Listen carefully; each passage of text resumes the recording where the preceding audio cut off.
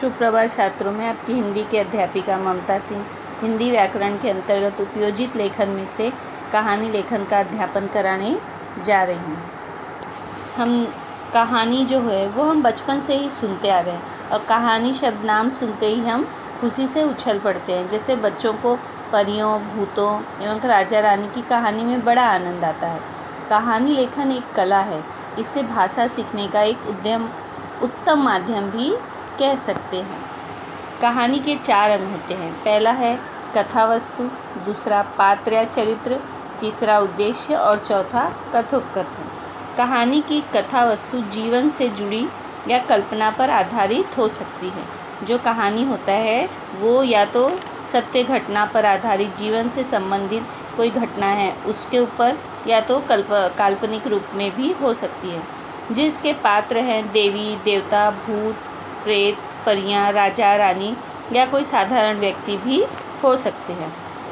कहानी का उद्देश्य पढ़ने वाले को शिक्षा देना या सीख देना है। अतः कहानी में उसका उद्देश्य अर्थात शिक्षा अवश्य होनी चाहिए कि इस कहानी से विद्यार्थियों को या हमें क्या सीख मिलती है। कथोपकथन का अर्थ है पात्रों की बातचीत। कहानी का जो है वो प्रभावी होना चाहिए। जो उनके आपस के संवाद है, उनकी बातचीत है कहानी के अंतर्गत, वो उसे कथोपकथन कहते हैं। और वो कैसा होना चाहिए? प्रभावी होना चाहिए, जिससे लोग आकर्षित हो सके और कहानी को अच्छी तरह से समझ सके। ठीक है, यहाँ पे हमने कहानी के 4 अंग देखे।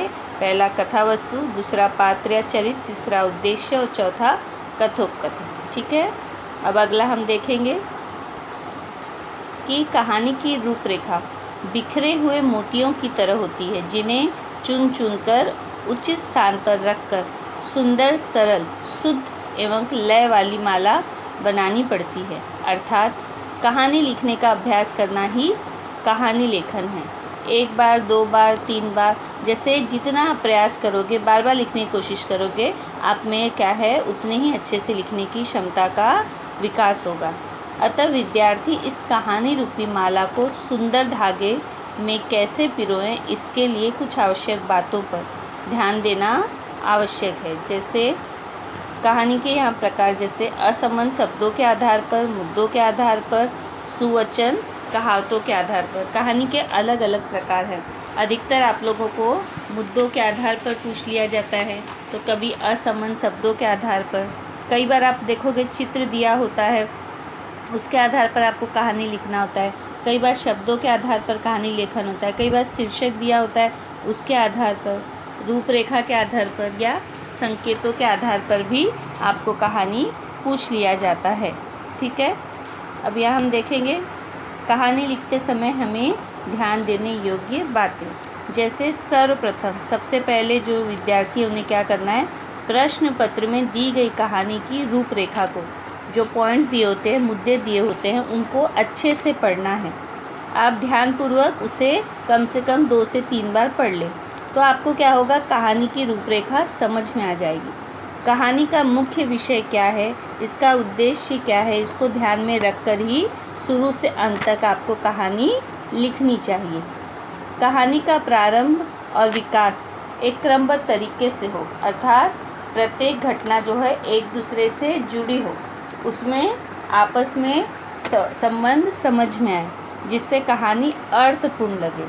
ठीक है, पहला हमने देखा सर्वप्रथम जो छात्र है प्रश्न पत्र में दी गई कहानी की रूपरेखा को ध्यानपूर्वक कम से कम 2 बार पढ़ ले। इससे क्या होगा, कहानी उन्हें स्पष्ट रूप से समझ में आएगी। कहानी का मुख्य विषय क्या है, इस उद्देश्य को ध्यान में रखकर ही कहानी लिखनी चाहिए।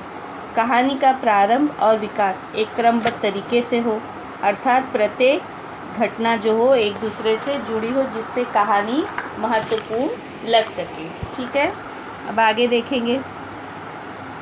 कई बार छात्र कहानी को अनावश्यक रूप से विस्तृत लिखकर नीरस एवं अर्थहीन बना देते हैं। इसलिए छात्रों को ध्यान में रखना चाहिए कि कहानी सुंदर भाषा में, सरल और सीमित शब्दों में हो। सीमित शब्दों में हो का मतलब है आपको बहुत बड़ी कहानी नहीं लिखनी है। ये कहानी आपको 5 अंक के लिए आता है। ठीक है, तो आपको 5 अंक के लिए कम से कम 120 से 130 या 40 शब्दों तक और 20 20 पंक्ति तक आप लिखोगे तो आपके लिए बहुत है इतनी कहानी, ठीक है। और कम से कम पैराग्राफ है, कम से कम 2 से 3 पैराग्राफ आप लिखोगे। पैराग्राफ मतलब परिच्छेद, 3 पैराग्राफ या 3 परिच्छेद भी लिखोगे तो आपका उतना बहुत है। कहानी का शीर्षक कथा वस्तु से संबंधित कहानी के मूल भाव को स्पष्ट करता हुआ होना चाहिए। जो शीर्षक होता है कहानी का हेडिंग, वो कैसा होना चाहिए? कथा वस्तु यानी जो कहानी है उससे संबंधित होना चाहिए। ये शीर्षक जो हम चुनते हैं उसको हम 3 आधार पे का चुनाव कर सकते हैं। जैसे जो पात्र दिए हैं उनके नाम अगर जो हम लिख रहे हैं तो उन नाम के आधार पर, जैसे 2 दोस्त हैं राम और श्याम, तो आप कहानी का शीर्षक लिख सकते हो राम और श्याम, ठीक है। अगर कोई घटना है, हाँ, जैसे भ्रष्टाचार एक समस्या, ऐसी कोई बात है तो आप लिख सकते हो भ्रष्टाचार एक समस्या। और लोमड़ी और सियार, ऐसी कोई है 2 मित्र, तो आप घटना के आधार पर, पात्र के आधार पर और कोई समस्या है तो उस समस्या के आधार पर कहानी का शीर्षक का चयन कर सकते हो। लेकिन वो शीर्षक कैसा होना चाहिए?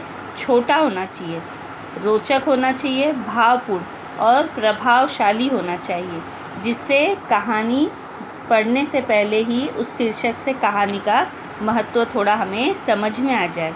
कहानी बहुत ज़्यादा काल्पनिक नहीं होनी चाहिए, उसमें थोड़ी बहुत वास्तविकता की छाप होनी ज़रूरी है।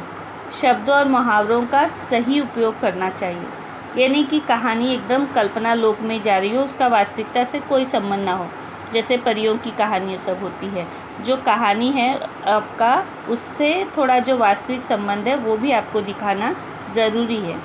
शब्दों और मुहावरों का सही उपयोग करना भी आपको चाहिए, ठीक है। आगे हम देखेंगे कहानी का अंतिम भाग। जो अंतिम भाग होता है वो उपदेशात्मक, यानी उससे आपको कुछ सीख मिले और प्रभावशाली होना चाहिए। उसे कहानी के अंत में अलग परिच्छेद में लिखना चाहिए। जो उपदेश होता है यानी सीख होता है आपका, आपने 3 परिच्छेद लिखा, 3 या 4 पैराग्राफ जो भी कहानी लिखी, अंत में एक लाइन छोड़कर सीख लिख के या उपदेश लिख के आप उस कहानी से आपको क्या समझ में आया वो आपको लिखना है, ठीक है। कहानी में घटना, स्थान, पात्र या दृश्य का जो वर्णन होता है तो आपको क्या करना है वो करना चाहिए। स्थान, पात्र आदि के नाम लिखने चाहिए। कई बार होता है ना कि ये कहानी एक स्थान की है तो आपको लिखना है कहानी रामपुर नामक एक गांव की है, ठीक है। वहाँ पे घटना जो घटी है उसका वर्णन, स्थान का नाम, पात्र या दृश्य कोई है तो पात्र है जैसे तो 2 मित्र, तो 2 मित्र आप लिखोगे जैसे राम और श्याम, ठीक है। कहानी के पात्रों के बीच आवश्यकतानुसार वार्तालाप व संवाद भी होने चाहिए। वे संवाद कैसे होने चाहिए? स्वाभाविक और नेचुरल लगे, स्वाभाविक लगे, उसमें कोई दिखावटीपना नहीं होना चाहिए, छोटे और स्पष्ट होने चाहिए, ठीक है। कहानी के जो आपस में पात्रों के बीच संवाद है वो स्वाभाविक लगने चाहिए, छोटे और स्पष्ट होने चाहिए, ठीक है। अब आगे देखेंगे 10वां पॉइंट, संपूर्ण कहानी भूतकाल में लिखी होनी चाहिए। कहानी कब बनती है? जब वो कहानी वो बीत चुका होता है, हो चुका होता है, जो बीता हुआ होता है वो भूतकाल होता है। तो जब भी हम कहानी लिखते हैं तो कहानी हमारा किस में होगा? भूतकाल में ही लिखना चाहिए। पात्रों के संवाद जो होते हैं, बात जो आपस में कर रहे हैं पात्र, वो संवाद जो है वर्तमान काल या भविष्यकाल में हो सकते हैं, क्योंकि उन लोग बात जो कर रहे हैं वो हो सकते हैं, लेकिन जो अधिकतर कहानी होती है वो भूतकाल में ही लिखी जाती है। रूपरेखा में दिए गए किसी भी संकेत को छोड़ना नहीं चाहिए, अर्थात जो पॉइंट दिए होते हैं रूपरेखा के संकेतों को क्रमशः लिखना चाहिए, उन्हें उलट पुलट न किया जाए। जो मुद्दे दिए होते हैं कहानी के लिए, वो अगर 8 मुद्दे हैं तो आपको पहला मुद्दा, दूसरा मुद्दा, तीसरा, वो उन्हें क्रमबद्ध रूप से लिखना चाहिए। नहीं कि पहला लिखा फिर आपने 7वां लिख दिया फिर दूसरा लिख दिया, आपको ऐसे नहीं लिखना है। आपको जो क्रमबद्ध रूप से मुद्दे दिए गए उसके अनुसार ही आपको लिखना है। पूरी कहानी को एक ही परिच्छेद में न लिखें, जैसे एक ही पैराग्राफ में नहीं लिखे। मैंने आपको पहले भी बताया 3 से 4 पैराग्राफ 5 मार्क्स के लिए जो आपका फुल स्क्रिप्ट पेपर होता है बड़ा, तो कम से कम 6-6, 7-7 लाइन होते हैं, अगर एक पैराग्राफ में परिच्छेद में, तो ऐसे ही आपको कम से कम 3 से 4 पैराग्राफ 5 मार्क्स के लिए लिखना है। लेकिन आपकी शब्द सीमा कितनी होगी? 120 से 150 के अंतर्गत हो सकती है। और जो पंक्ति होती है, लाइनें होती है, सेंटेंस वाक्य होता है, वो कम से कम 20 से 22 के अंतर्गत होगी तो चलेगा। थोड़ा कम ज़्यादा होगी 2-4 तो कोई बात नहीं, हो सकता है 2-4 किसी के कम हो जाए या ज़्यादा हो जाए तो चलेगा। उपरोक्त सभी बातों को ध्यान में रखते हुए यदि छात्र कहानी लेखन का प्रश्न हल करेंगे तो निश्चित ही उन्हें अच्छे अंक मिलेंगे। इन सब बातों का आप ध्यान रखते हुए अगर कहानी लेखन करोगे तो आपको अवश्य ही अच्छे अंक मिलेंगे। इसके साथ ही ये ध्यान देने बातें, जैसे अभी आप लोगों को इसके पहले बताया, ये थोड़ा शॉर्टकट में है, एक बार अच्छे से समझ लीजिए। कहानी आरंभ करने से पहले आपको शीर्षक देना है, ठीक है।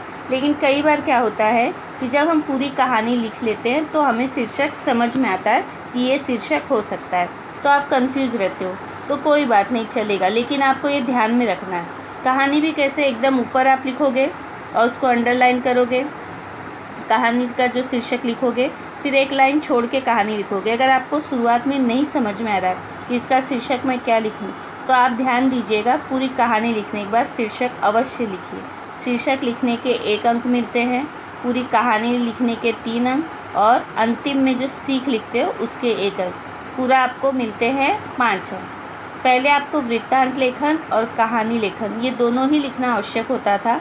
अब बोर्ड वालों ने क्या किया, इसमें सुविधा की है, उन्होंने या तो आप वृत्तांत लेखन कीजिए या कहानी लेखन कीजिए, ये 2 में से एक करना है, एक का चयन करके आपको लिखना है।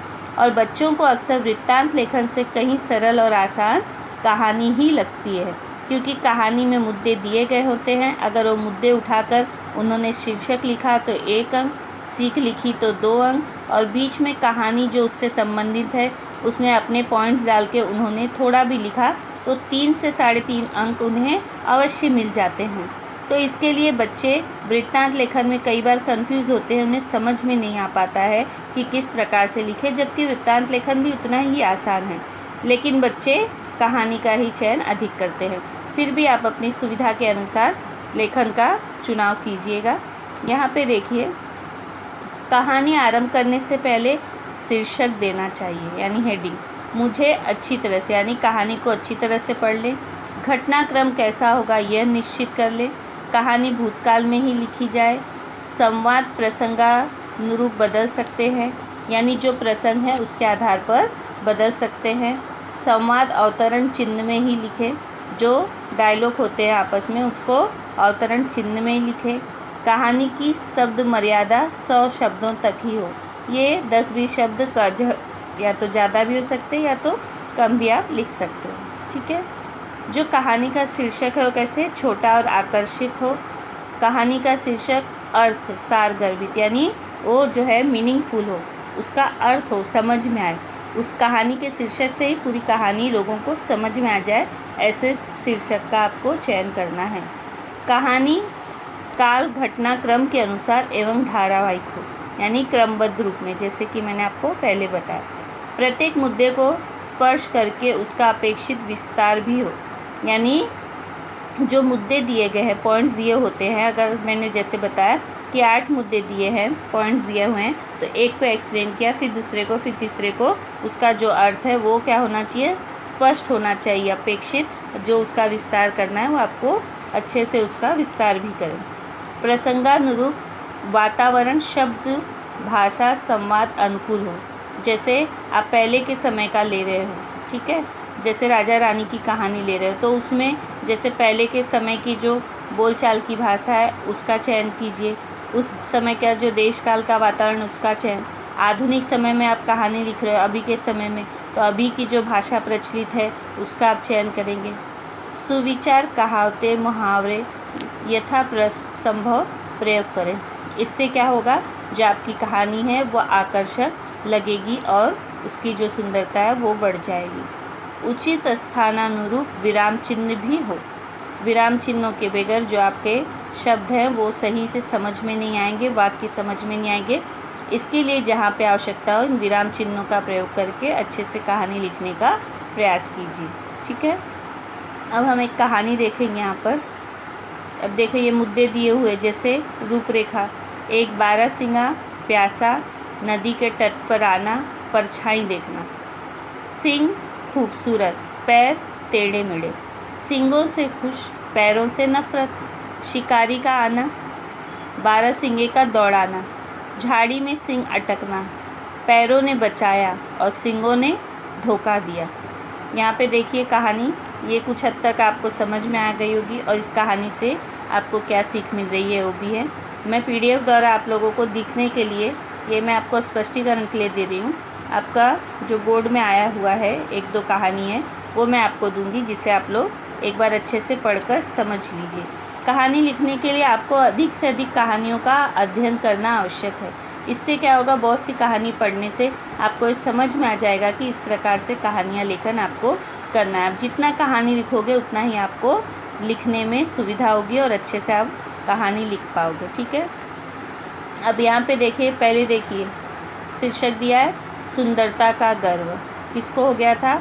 बारहसिंगा। यहाँ पे देखिए, एक वन में एक बारहसिंगा रहता था।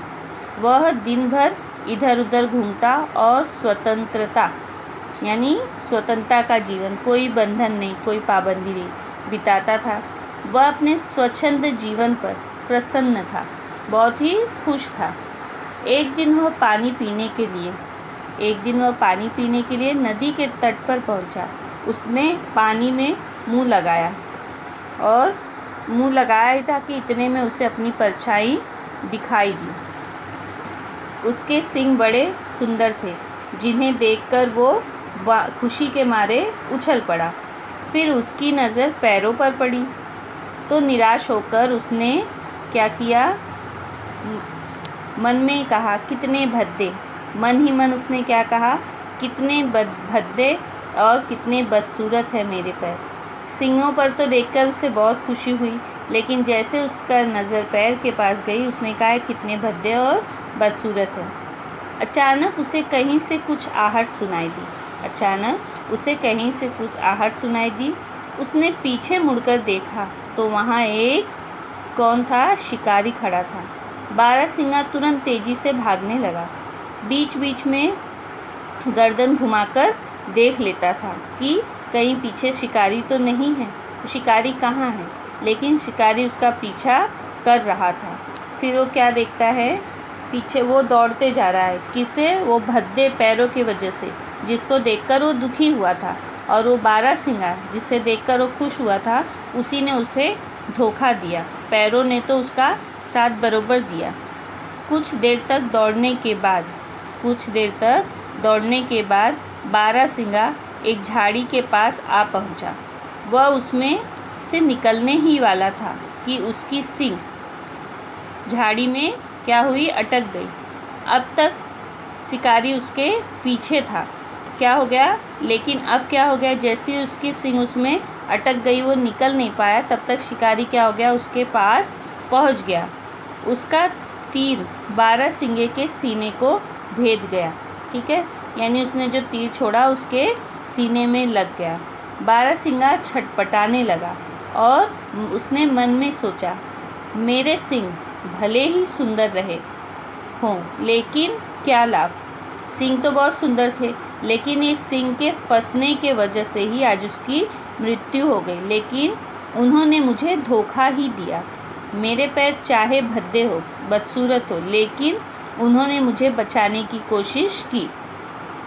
यह सोचते सोचते उसके प्राण निकल गए। तो इस बात से हमें क्या सीख मिलती है, हमें किसी भी बात पर गर्व नहीं करना चाहिए, क्योंकि यही गर्व क्या है, एक न एक दिन सर्वनाश का कारण बनता है, चाहे कोई भी व्यक्ति हो।